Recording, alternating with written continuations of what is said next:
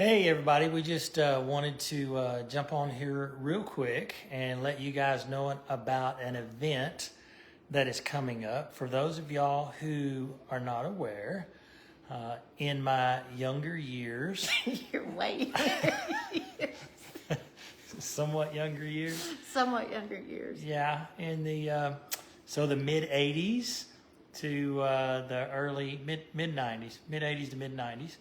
I was in a band called Mid South. So That was where I actually met you. yeah. So You want to tell them how old I was when I met you at the concert? sure. So when I met Venessa, it was in December of 1983.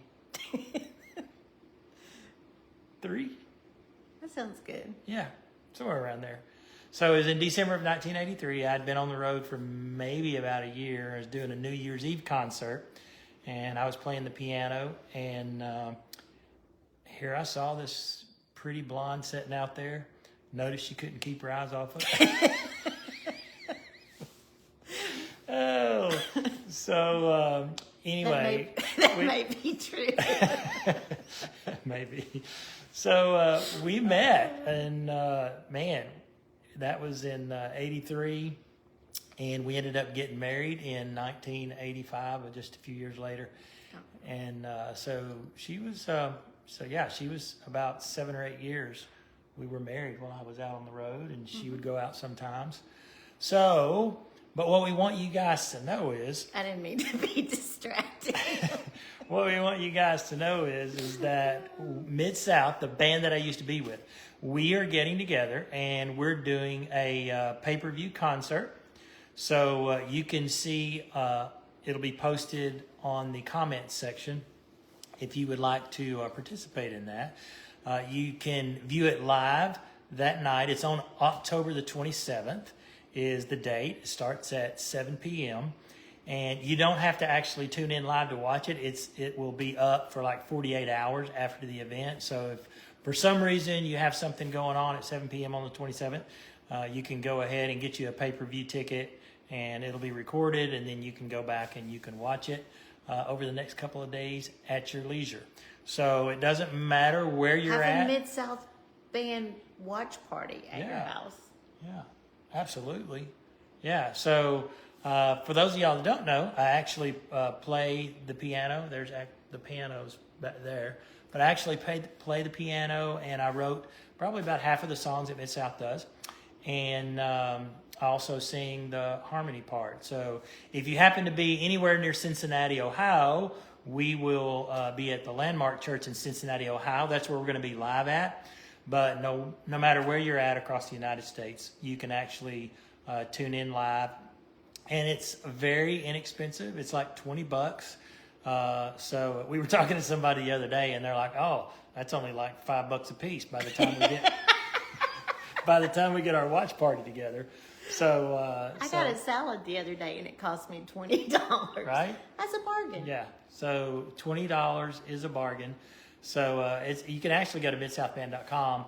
But like I said, we're going to post it in the comments, and you can just click on the link that you'll see in the comments, and you can go and get your pay-per-view ticket and invite friends over and family over, and just doesn't matter if you know people or not. Just start inviting people over to hear Mid-South. We're going to have a great time. So a lot of the songs that we had a lot of different chart songs. So we'll be doing all of those songs, and about an hour and a half is what the concert's going to last. So Are you going to be telling any stories? We'll probably tell just a few, but we're going to keep it mostly music. And we'll have a lot of pictures. Can I do my own pay-per-view where I tell stories? If you want to know the real truth, Vanessa's doing a $50 pay-per-view. And she's going to tell you about all the guys that we were on the road with and all the road stories. So I think I might have more fun with my pay-per-view. Yeah, that could be true. Are you going to allow me to say something the night of the concert, or no? No, you need to say it right now. Well, that's no fun. So I will be there. Here's the deal. I will be there in Cincinnati. I think I might know 10 people in Cincinnati. So for the 10 people I know, y'all come see me. But if they say anything that's funny that night, he might not let me be on stage. But I can guarantee you, y'all will hear my laughter through the... because there's no way that you can like mute me in the audience. No, I'm sure, because there will be an audience mic. So That's all I needed to know. So for those of y'all who know Venessa, you will recognize her laugh out in the audience. So it's going to be a real fun time. And for those of y'all who have never seen me in a band with a music group, it's something that just a different part of my life that's going to be real fun for us to go back. And we actually have been rehearsing. We met about 3 or 4 different times. We actually did a concert together July the 4th in Missouri, and that turned out very well. So we decided that we would get together and practice on some songs and then do a pay-per-view, and we're possibly even going to get together and record a new project and maybe do a few more dates next year. But this gets I heard you had some really great writers on this new project. You know, that's what I've heard. So actually, Kent, what? See, I get you. So This is what I deal with all the time. All the time. So when we were, Venessa and I remember things differently sometimes.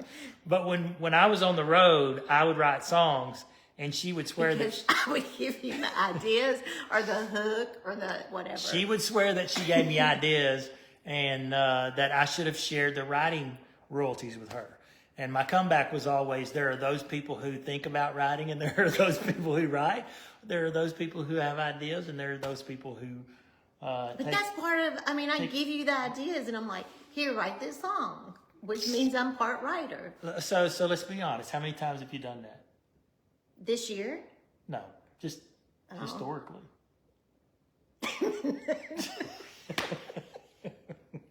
Maybe 5. Counting the 2 this year? I had more than that this year. I had at least 4. So she only did it once when I was on the road. No, I did a couple more. Okay. I can vividly remember a couple more. So. You know what? Vanessa did help write some of the material that we'll be looking at for a new project. One of them is called Let My Ceiling Be Your Floor.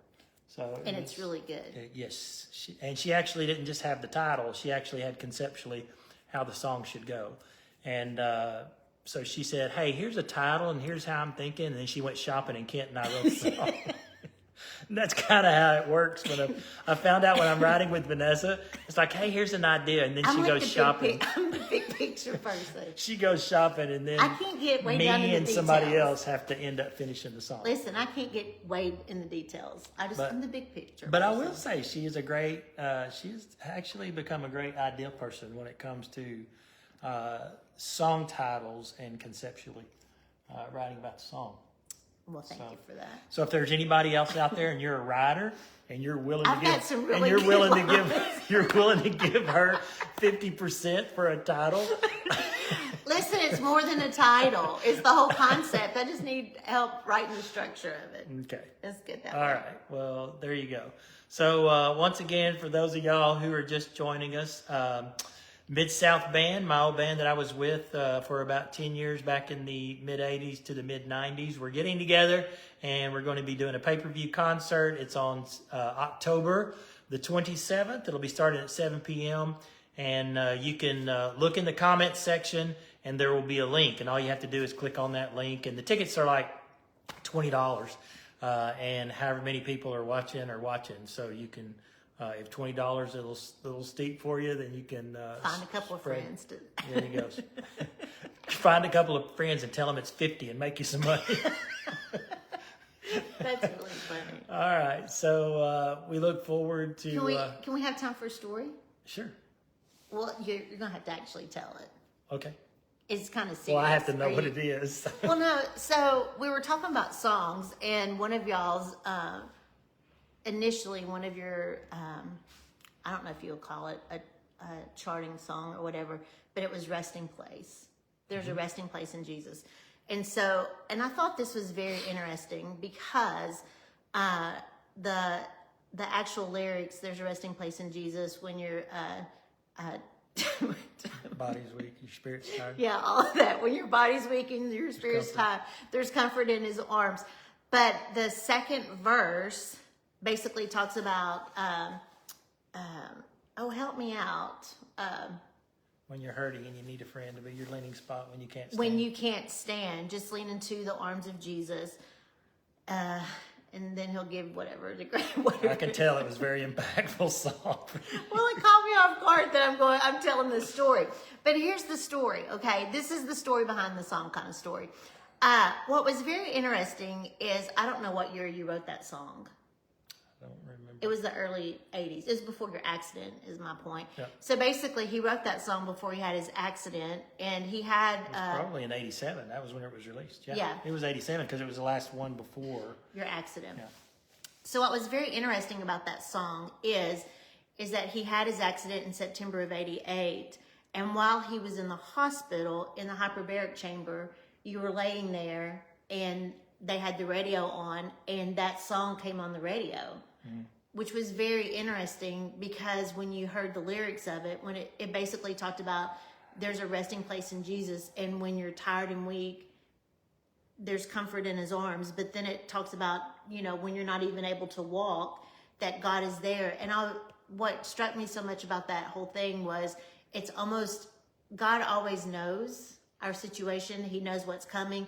And it's almost as if he had prepared that song for what you were going to go through, and like your own song, basically, it ended up ministering to you in a time. I just thought that was really interesting that the song that you wrote for others ended up being a source of comfort for you. So just so y'all know, this is my life. She's like, hey, I want you to tell a story, and that's how I normally get the.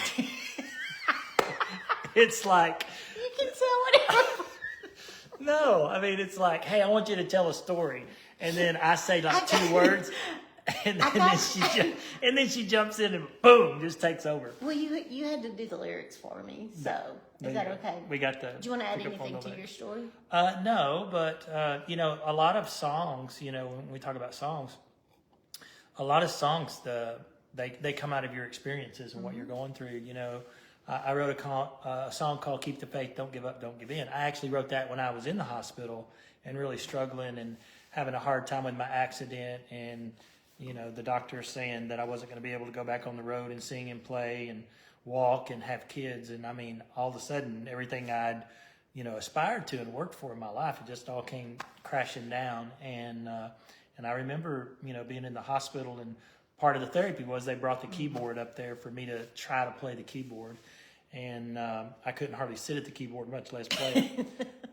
But I was able to kind of hammer out a few notes and write down some thoughts, and Keep the Faith, Don't Give Up, Don't Give In came from that. And it's really, a lot of people have told me how that song really impacted them, when they were going through a hard time. We all go through hard stuff.